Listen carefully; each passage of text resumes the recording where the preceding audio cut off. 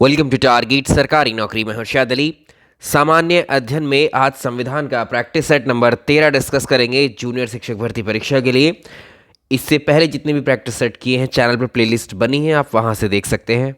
आज का जो टॉपिक है जिस पर हम क्वेश्चंस करने वाले हैं वो है आपातकाल यानी इमरजेंसी प्रोविजंस। पहला सवाल आज का देखिए, निम्न में से किस संविधान अनुच्छेद के अंतर्गत भारत के राष्ट्रपति मूल अधिकारों के कार्यान्वयन को स्थगित कर सकते हैं सिवाय आर्टिकल 20 और आर्टिकल 21 के।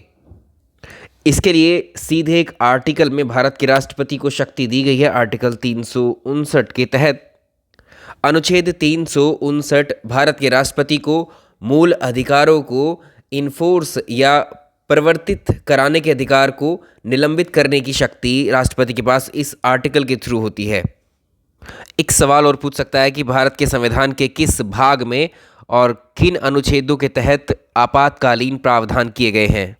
आपातकाल के संबंध में जो प्रावधान है, इमरजेंसी जो प्रोविजंस दिए गए हैं वो भारत के संविधान के 18वें भाग में है, भाग 18 में। और अनुच्छेद 352 से लेकर 360 तक ये बात करते हैं इमरजेंसी की। और भारत में आपातकालीन जो उपबंध हैं, ये इमरजेंसी के जो प्रोविजंस है किस देश के संविधान से लिए हैं? जर्मनी के। तो एक पॉइंट ऐड कर लेंगे, जो आपातकालीन प्रोविजंस है वो हमने अपने देश में जर्मनी के संविधान से लिए हैं। जर्मनी के संविधान को कहा जाता है वीमर कॉन्स्टिट्यूशन किस देश का है? ये जर्मनी का है। सवाल नंबर 2 देखिए, भारतीय संविधान के किस अनुच्छेद के अंतर्गत भारत सरकार का दायित्व है कि बाह्य आक्रमण और आंतरिक अशांति से राज्यों की रक्षा करे? तो इस सवाल का आंसर हो जाएगा अनुच्छेद 355। 355 में सीधे बोला गया है, डायरेक्ट किया गया है, भारत सरकार का ये दायित्व होगा कि वो बाह्य आक्रमण से और आंतरिक अशांति से राज्यों की रक्षा करे। सवाल नंबर नेक्स्ट, प्रायः किसकी सलाह पर राज्य में राष्ट्रपति शासन लागू किया जाता है? प्रेसिडेंट रूल किसकी सलाह पर, किसकी एडवाइस पर इम्पोज किया जाता है राज्य पर? ये अनुच्छेद 356 है। ये बात करता है किसकी? राष्ट्रपति शासन की, प्रेसिडेंट रूल इन स्टेट। तो इसमें क्या होता है? आर्टिकल 356 क्लॉज 1 में इसके अनुसार भारत के राष्ट्रपति किसी राज्य के राज्यपाल यानी गवर्नर की रिपोर्ट मिलने पर ही जो है राष्ट्रपति शासन लागू कर पाएंगे। यानी किसी राज्य के गवर्नर को, वहाँ के राज्यपाल को ये लगता है कि इस राज्य में जो है प्रशासनिक जो मशीनरी तंत्र है वो ठीक से काम नहीं कर रहा है, संवैधानिक प्रावधानों के अकॉर्डिंग शासन नहीं चल रहा है किसी राज्य में, तो उस राज्य का गवर्नर राष्ट्रपति को एक रिपोर्ट सौंपता है और इस रिपोर्ट के अकॉर्डिंग भारत के राष्ट्रपति उस राज्य में क्या लगा सकते हैं? राष्ट्रपति शासन। यानी वो डायरेक्टली अब राज्य अंडर में आएगा किसके? राष्ट्रपति के। तो ये बात होती है गवर्नर की। सवाल नंबर नेक्स्ट, निम्नलिखित में से भारतीय संविधान के किस अनुच्छेद का उपयोग अभी तक नहीं किया गया है? आर्टिकल 360, इसको बोलते हैं वित्तीय आपात या फाइनेंशियल इमरजेंसी। ये आर्टिकल 360 बात करता है किसकी? वित्तीय आपातकाल की, फाइनेंशियल इमरजेंसी की। तो ये तीसरे प्रकार का आपातकाल है जो हमारे देश में लगाया जा सकता है, लेकिन ये आर्टिकल का इस्तेमाल फाइनेंशियल इमरजेंसी आज तक हमारे देश में नहीं लगी है। तो इस आर्टिकल का इस्तेमाल अभी तक नहीं हुआ है हमारे देश में 360 का। इसी सवाल को ऐसे घुमा करके पूछता है, अलग लैंग्वेज में फ्रेम करता है, इसको बोलता है कि अभी तक इनमें से, जैसे ये पूछ लिया अनुच्छेद का प्रयोग नहीं किया गया है अभी तक, या ऐसे पूछेगा हमारे देश में अभी तक वित्तीय आपातकाल कितनी बार लगा है? तो एक भी बार नहीं लगा है, 0 बार। यह ऐसे पूछेगा अनुच्छेद 360 में किस तरह के आपातकाल की बात की गई है? तो हमारे देश में संकट के समय 3 प्रकार की इमरजेंसीज का प्रावधान किया गया है। कौन कौन से हैं? जिसमें पहली आर्टिकल 352 में लिखी है, इसको बोलते हैं 3 प्रकार की इमरजेंसीज में पहली है, आर्टिकल 352 में वर्णित है, इसको हम बोलते हैं राष्ट्रीय आपात या नेशनल इमरजेंसी। क्यों लगाई जाती हैं ये राष्ट्रीय आपात या आपातकाल इमरजेंसी क्यों लगाई जाती है देश में? जब कभी कोई देश हमारे देश के खिलाफ लड़ता है, युद्ध करता है तब, या कोई देश बाहर से अटैक करता है तब, या सशस्त्र विद्रोह अगर हुआ है उससे उत्पन्न जो भी कंडीशंस पैदा होती हैं देश में, तो देश की सुरक्षा के लिए जो है राष्ट्रपति जो है इमरजेंसी की घोषणा करते हैं। अगर किसी राज्य में संवैधानिक तंत्र विफल होता है तब आपातकाल लगाया जाता है, जिसे राष्ट्रपति शासन के नाम से आप जानते हैं। तीसरी वित्तीय आपातकाल है जो आर्टिकल 360 में हम देख रहे हैं। और अगर 356 की बात कर रहे हैं तो ये है राष्ट्रपति शासन। तो ये है राष्ट्रपति शासन, इसको बोलते हैं प्रेसिडेंट रूल। President rule. अगर आर्टिकल 352 देखोगे तो आर्टिकल 352 अभी तक इसके द्वारा 3 बार हमारे देश में राष्ट्रीय आपातकाल लगाया जा चुका है, जिसमें पहला लगाया था साल 1962 में। पहली बार साल 1962 में, जब पहली बार 1962 में राष्ट्रीय आपातकाल की घोषणा हुई थी।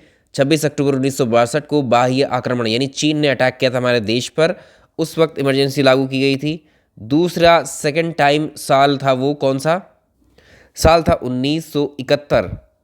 1971 में इमरजेंसी लगाई गई थी जब बाह्य आक्रमण हुआ था पाकिस्तान के द्वारा। और थर्ड इमरजेंसी लगाई गई थी, तीसरी राष्ट्रीय इमरजेंसी लगाई थी साल 1975 में। शुरुआत के दोनों जो थे वो बाह्य आक्रमण के कारण लगे थे, और जो तीसरी आपातकाल थी वो इंटरनल डिस्टरबेंस के आधार पर, आंतरिक अशांति के आधार पर लगाई गई थी। जब 1962 में पहली बार राष्ट्रीय आपातकाल की घोषणा की गई थी तो हमारे देश के प्रधानमंत्री कौन थे? पंडित जवाहरलाल नेहरू। दूसरी बार साल 1971 में जब ये लगाई गई तो उस वक्त भारत के प्रधानमंत्री कौन थे? श्रीमती इंदिरा गांधी। और तीसरी बार साल 1975 में जब आंतरिक अशांति के ऊपर लगाया गया था तो तब भी प्रधानमंत्री श्रीमती इंदिरा गांधी ही थी, और इस वक्त राष्ट्रपति थे फखरुद्दीन अली अहमद या FA अहमद। सवाल नंबर नेक्स्ट, भारत का राष्ट्रपति आपातकाल की घोषणा कर सकता है यदि हमारे देश को खतरा है किन किन से? ऑप्शंस देखें। आपसे पूछ रहा है राष्ट्रपति आपातकाल की घोषणा कब कर सकते हैं? तो राष्ट्रपति आपातकाल की घोषणा आर्टिकल 352 के तहत कब कर सकते हैं? जब जिसमें युद्ध की कंडीशन हो, जिसमें युद्ध की कंडीशन में कर सकते हैं। अगर सेकंड कंडीशन देखोगे आप तो इसमें बाह्य आक्रमण। तो इमरजेंसी लगने के जो कारण रीज़न बताए गए हैं, पहला तो है युद्ध, अगर वॉर की कंडीशन हो, हमारे देश के साथ किसी दूसरा देश अगर युद्ध छेड़ता है तब। दूसरा है बाह्य आक्रमण यानी एक्सटर्नल एग्रेशन अगर हो, या इसी को बोला जाता है सशस्त्र विद्रोह, आर्म्ड रिबेलियन, तब देश में इमरजेंसी लगाई जा सकती है। और इस सशस्त्र विद्रोह की जगह पर जो पहले एक शब्द इस्तेमाल हुआ करता था आंतरिक अशांति, ये शब्द पहले इस्तेमाल होता था, ठीक है, इंटरनल डिस्टरबेंस, इस शब्द को हटाया गया था 44th अमेंडमेंट एक्ट 1978 के थ्रू, और इस शब्द की जगह रिप्लेस करके सशस्त्र विद्रोह यानी आर्म्ड रिबेलियन शब्द को रखा गया। ऑप्शन में सेलेक्ट करिए, बाह्य आक्रमण के कारण लगती है इमरजेंसी, आंतरिक अशांति की जगह जो शब्द अब इस्तेमाल होता है वो सशस्त्र विद्रोह है, ऑप्शन में ऑलरेडी गिवन है। तो इसमें अब होगा कौन सा? एक ये हो जाएगा, एक ये हो जाएगा, इन दोनों का तो जिक्र नहीं है। हाँ ये होता, लेकिन क्योंकि ये दोनों एक ही टर्म के लिए हैं तो वर्तमान में जो लागू है वो ये शब्द है, तो इसी को फॉलो करेंगे। फर्स्ट एंड थर्ड इसका आंसर हो जाएगा, ऑप्शन डी। सवाल अगला, मौलिक अधिकारों से जुड़े निम्नलिखित अनुच्छेदों के युग्मों में से कौन एक भारतीय संविधान के अनुच्छेद 359 के अंतर्गत आपात स्थिति लग जाने के दौरान भी निलंबित नहीं किए जाते हैं? इमरजेंसी के टाइम पर जो आर्टिकल्स नहीं सस्पेंड किए जाते हैं वो है अनुच्छेद 20 और अनुच्छेद 21। अभी देखा था पहला ही क्वेश्चन हमने, आर्टिकल 20 और आर्टिकल 21 सस्पेंड नहीं होते, ये किसी मामले में दोष सिद्धि के संबंध में है। और आर्टिकल 21 जो है ये राइट टू लाइफ, जीवन का अधिकार है। आपातकाल की घोषणा को स्वीकृति हेतु संसद के समक्ष रखा जाना आवश्यक है। तो ये सिंपल है बिल्कुल, 1 माह के अंदर। Option first. नेक्स्ट देखेंगे, निम्न में से भारत में राष्ट्रीय आपातकाल, ये नेशनल इमरजेंसी की बात कर रहा है, राष्ट्रीय आपातकाल की घोषणा करने का अधिकार निम्नलिखित में से कौन सा नहीं है? किस बैकग्राउंड पर नहीं लगाई जा सकती इमरजेंसी? युद्ध पर लगाई जा सकती है, बाह्य आक्रमण पर लगाई जा सकती है। नेक्स्ट देखेंगे, आंतरिक अशांति को खतरा, इसके बैकग्राउंड पर नहीं लगाई जा सकती। इसकी जगह पर जो शब्द यूज़ किया गया है वो सशस्त्र विद्रोह है, इसके बिहाफ पे लगाई जा सकती है। नेक्स्ट, भारत में वित्तीय आपातकाल की घोषणा आज तक कितनी बार की गई है? ये है फाइनेंशियल इमरजेंसी, जो क्वेश्चन हम पहले डिस्कस कर चुके हैं, ये वही है। तो ये कभी नहीं इम्पोज हुआ है, ये आर्टिकल 360 फाइनेंशियल इमरजेंसी, आर्टिकल 360 ये अभी तक नहीं लगाया गया है।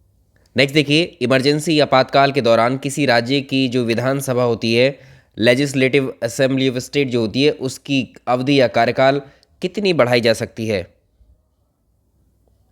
और किसके द्वारा बढ़ाई जा सकती है? तो इमरजेंसी के टाइम पर किसी राज्य की विधानसभा की अवधि बढ़ाई जा सकती है, ये संसद के पास अधिकार होता है। भारत के संविधान में किस अनुच्छेद के अंतर्गत किसी राज्य में राष्ट्रपति शासन लागू किया जा सकता है? अभी पढ़ा था, ये होता है आर्टिकल 352, ये होता है राष्ट्रीय आपातकाल, नेशनल इमरजेंसी, और 356 होता है आर्टिकल 356 क्या होता है? ये होता है आपका प्रेसिडेंट रूल। नेक्स्ट, किस अनुच्छेद के अनुसार भारत के राष्ट्रपति राष्ट्रीय आपातकाल की घोषणा करते हैं? आर्टिकल 352, तीनों आर्टिकल कवर हो गए। भारतीय संविधान में कितने प्रकार के आपातकालों का प्रावधान है?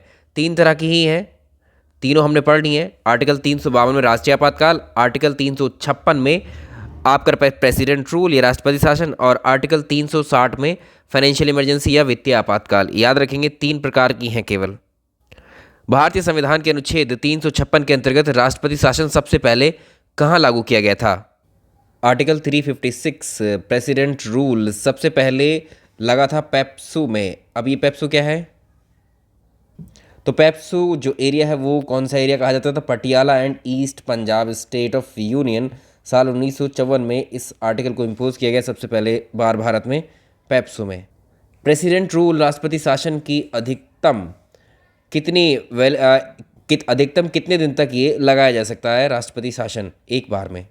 राष्ट्रपति शासन की यानी प्रेसिडेंट रूल की जो अवधि है वो अधिकतम अवधि या मैक्सिमम जो है प्रेसिडेंट रूल को 3 साल तक लगाया जा सकता है, 3 इयर्स।